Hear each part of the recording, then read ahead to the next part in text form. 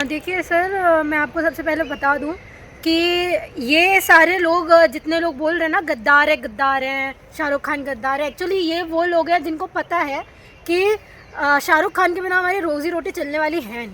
हाँ, और मैं आपको एक और फैक्ट बता देती हूँ, शाहरुख खान को इन सब चीज़ों से कोई फ़र्क नहीं पड़ता।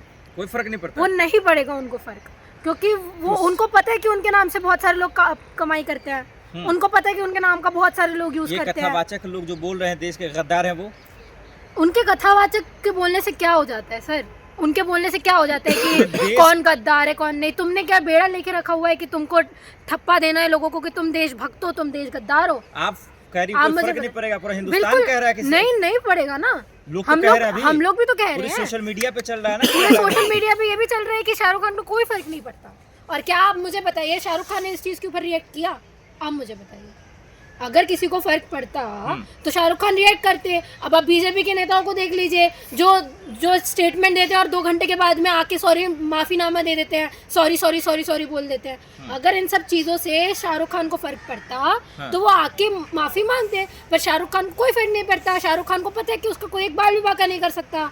सरकार इनकी चाहे कुछ भी हो जाए, मजबूरी है कि आप शाहरुख खान के ऊपर कुछ नहीं कर सकते, क्योंकि इतना वो टैक्स देता है।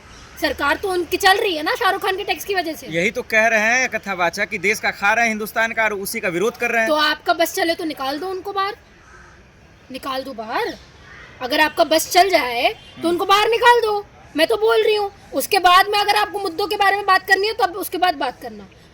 आप मुझे बताइए, शाहरुख खान को देश का गद्दार घोषित करने के बाद में क्या ये बात करेंगे डेवलपमेंट की?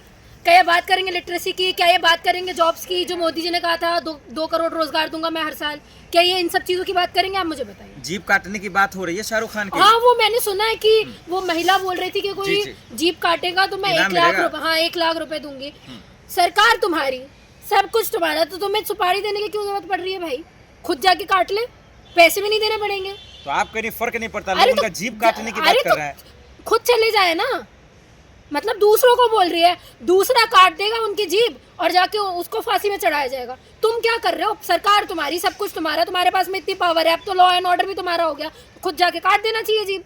पता है सर औकात अपनी उनको कि हमको क्या मन्नत तक हम जाएंगे, गेट से ही हम लोगों को विदा कर दिया जाएगा, टाटा बाय बाय, अब ज़रूरत नहीं है आने की।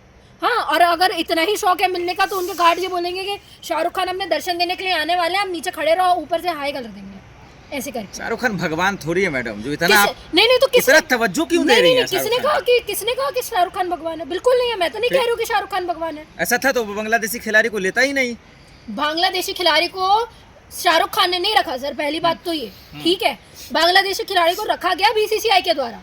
बीसीसीआई किसी भी एक प्लेयर को ऑक्शन में रखती है, उसके बाद टीम्स के ऊपर होता है कि वो कैसे ऑक्शन से बिड लगा के एक प्लेयर को खरीदती है। औकात थी तो बीसीसीआई को रखना ही नहीं चाहिए था।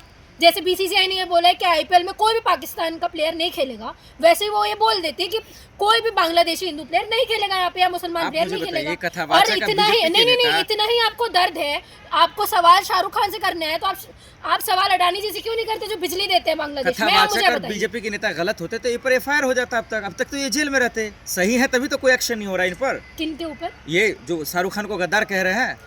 अच्छा, और नहीं, शाहरुख खान सही है तो शाहरुख खान के ऊपर कितनी एफआईआर हो गई आप मुझे बता दीजिए। औकात है इनकी, एफआईआर भी कर दे। और मैं तो ये बोल रही हूँ, आप तो इतना भी छोड़ो, मैंने तो ये तक बोला हुआ है कि बीसीसीआई का इतना गट्स है तो शाहरुख खान को और उसके आईपीएल टीम को डिस्क्वालीफाई कर दे। आप चाहते हैं कि ये जो देश को गद्दारी की बात कर रहे हैं उन पर एक्शन हो, इन पर कार्रवाई हो? हाँ, बिल्कुल होनी चाहिए। अगर आपको लगता है कि शाहरुख खान देशद्रोही है, उसने बांग्लादेशी प्लेयर को एक को खिलवाया है, तो शाहरुख खान इतना बड़ा देशद्रोही हो गया है तो अडानी की जियो के ऊपर भी एफआईआर कर देनी चाहिए। वो तो पूरी बिजली दे रहा है वहाँ पे। अगर आप शाहरुख खान को घोषित कर रहे हो कि वो देशद्रोही है तो अडानी जी को भी कर देना चाहिए।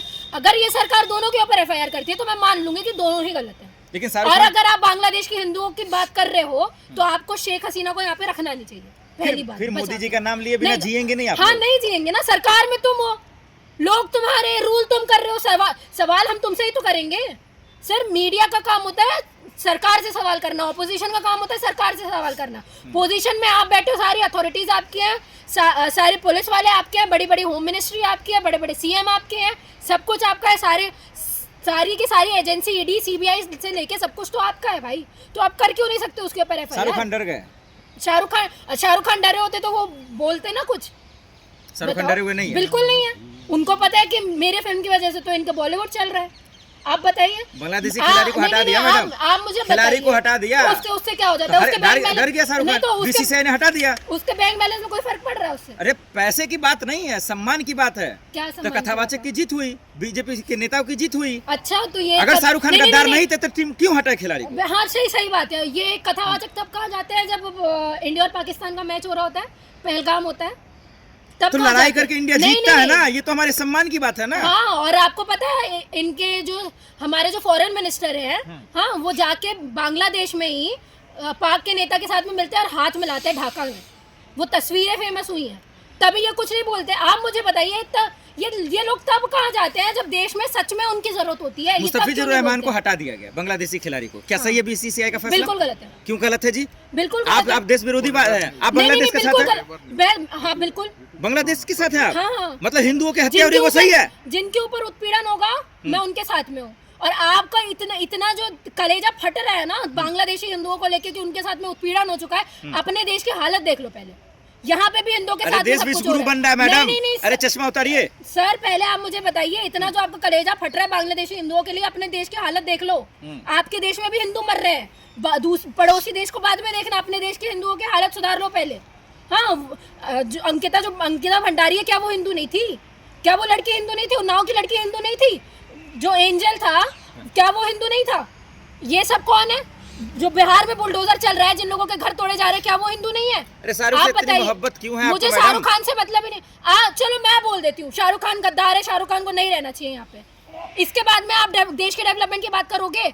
आप मुझे बताओ, अगर आप ये चीज़ मुझे लिख के दे रहे हैं, मोदी जी, जितने भी देश भक्त अपना आपको बताते हैं, अगर ये लोग बोल दें कि अगर हम लोग शाहरुख खान को गद्दार घोषित करने के बाद में देश के डेवलपमेंट की बात करेंगे, देश के लिटरेसी की बात करेंगे, एजुकेशन की बात करेंगे, रोजगार की बात करेंगे, हेल्थ की बात करेंगे, हर चीज की बात करेंगे, तो मैं बोल दूंगी कि चिंता आप छोड़ दीजिए, मोदी जी है ना। हाँ, मोदी जी कर रहे हैं ना। मुमकिन है, नहीं सुना आपने? हाँ, मोदी जी तो कर रहे हैं, उन्होंने दिया है, दे तो रहे, गद्दारी तो मोदी जी भी कर रहे हैं।